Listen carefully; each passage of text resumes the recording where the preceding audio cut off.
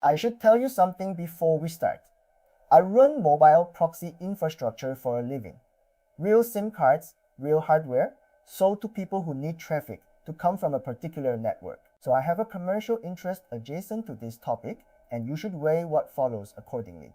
I am telling you because the honest version of this subject is worth more to you than a pitch, and because most of what you have been told about virtual private networks was written by companies selling them. Here are the beliefs that cost people real money.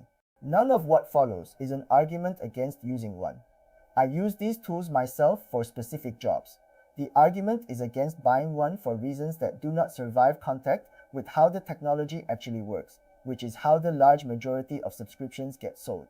The first myth, that it makes you anonymous. This is the big one, and it is the foundation under most of the others. A virtual private network moves the point where your traffic enters the public internet. That is the entire mechanism. Instead of your connection appearing to come from your home, it appears to come from a server somewhere else. So it changes who can see your traffic on the way, and it changes what address a website records. Those are real, useful things. What it does not touch is identity. The moment you sign into an account, you have introduced yourself by name, and the tunnel becomes irrelevant to that site. People do this constantly. They connect, then log into their email in the same browser, and wonder why they still see personalized results. It also does nothing about your device fingerprint, the fonts you have installed, your screen dimensions, the precise way your graphics hardware renders a test image, the time zone your machine reports. All of that arrives regardless, and it is specific enough to recognize you across sessions. So the accurate description is narrow. It hides your location from the site, and it hides the contents of your traffic from whoever runs your network.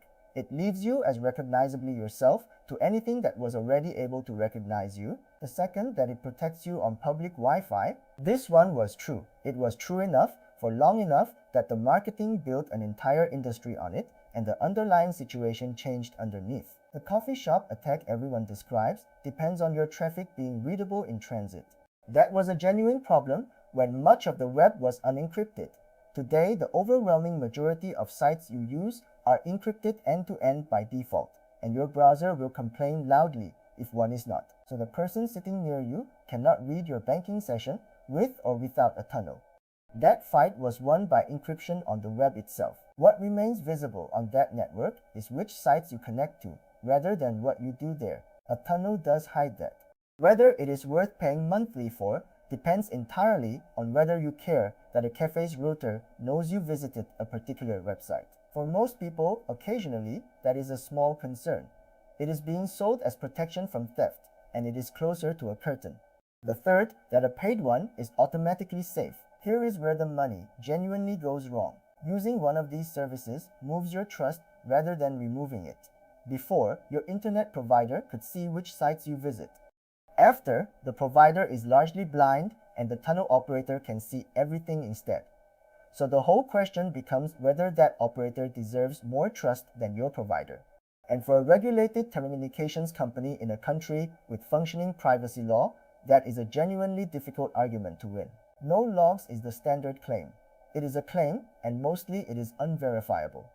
The ones worth considering have commissioned independent audits and published the results, and even then you are trusting an auditor's snapshot of a configuration that could change the following week. What actually tells you something is jurisdiction, ownership, and how they take payment. Who owns the company, where the corporate entity sits, whether they have ever been legally compelled to produce records, and what happened. That is dull research, and it is the only research that means anything. The free ones are the worst version of this trade. Running servers with enough capacity to carry video costs real money, and if you are not paying, the business is being funded some other way. Historically, that has meant selling traffic data or injecting advertising, which is the exact opposite of what you thought you bought. The pricing trick that funds all of this, worth understanding how these are sold, because the pattern is deliberate and it is where most of the money is lost. The headline price you see is nearly always the 2 or 3 year plan, billed as one payment upfront. It looks like a couple of dollars a month. The actual monthly price, if you pay monthly, is often 5 or 6 times that. So the advertised number is real only if you commit to years of a service you have used for 0 days. And the renewal, when it arrives, is frequently at a much higher rate than the introductory one, on a subscription most people have long stopped thinking about. That is the actual business. A large upfront commitment, a low anchor price, and a quiet renewal. If you decide you need one, pay monthly for the first month. Use it. Check whether it slows your connection to somewhere you find irritating, whether the applications you care about still work, whether anything you use blocks it outright. Plenty of banking and streaming services do. Then commit if it earned it. The discount for paying upfront is never worth buying 3 years of something you have not tested.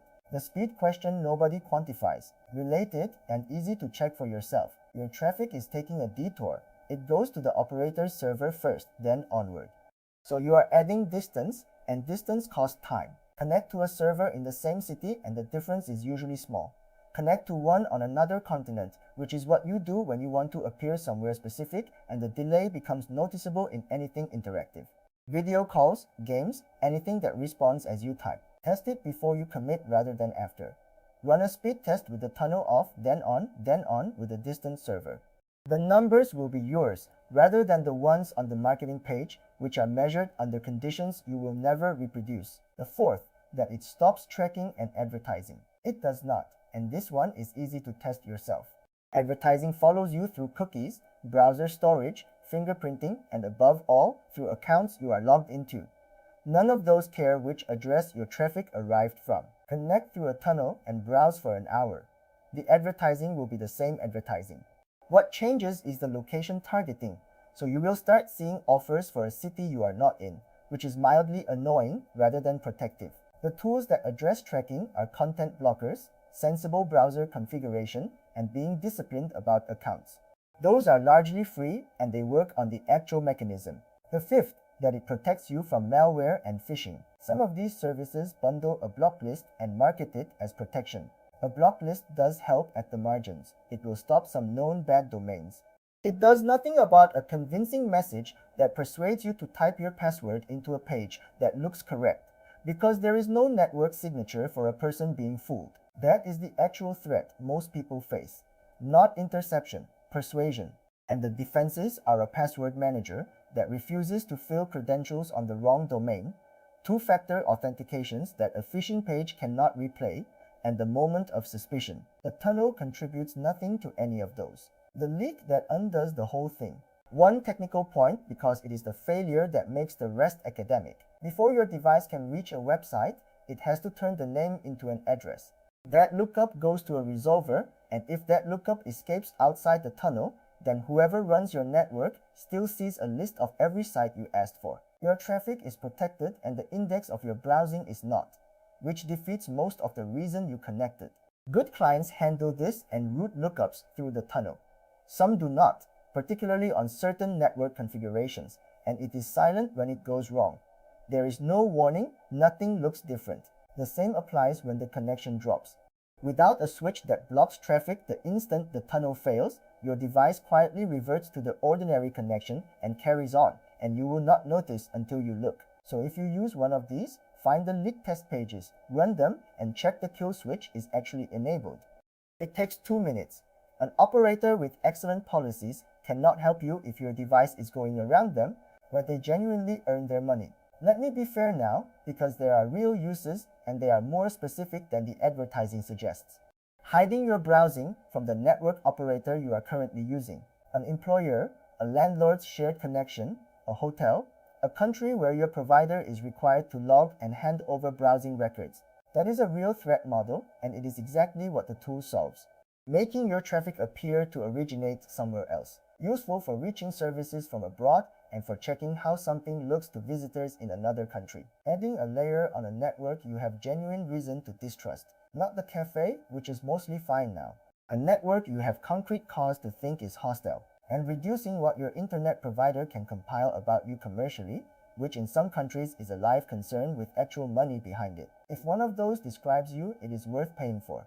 If none of them do, you are buying a feeling, what to spend on instead, with the money and more importantly with the attention. A password manager which fixes the failure that actually empties accounts, credential reuse, two-factor authentication on anything holding money or identity using an app or a hardware key rather than text messages. A browser configured to block third-party cookies and running a decent content blocker, and keeping your devices updated, which is free and prevents more real harm than everything else combined. That list is cheaper than an annual subscription, and it addresses the things that actually happen to people. Account takeover through a reused password. A convincing message on a tired evening. A phone left on an old operating system for 2 years. Those are the ones that empty accounts, and none of them involve anybody reading your traffic. And since I disclosed my interest at the start, here is the consistent version of it. The infrastructure I sell exists for automation and for businesses that need traffic from a specific network. It is not a privacy product for ordinary browsing. I would not sell it to you as one, and the honest recommendation for a person who simply wants to be harder to track is the boring list above. More tool tests and guides at theprivacywire.com. Subscribe for privacy advice that is actually practical.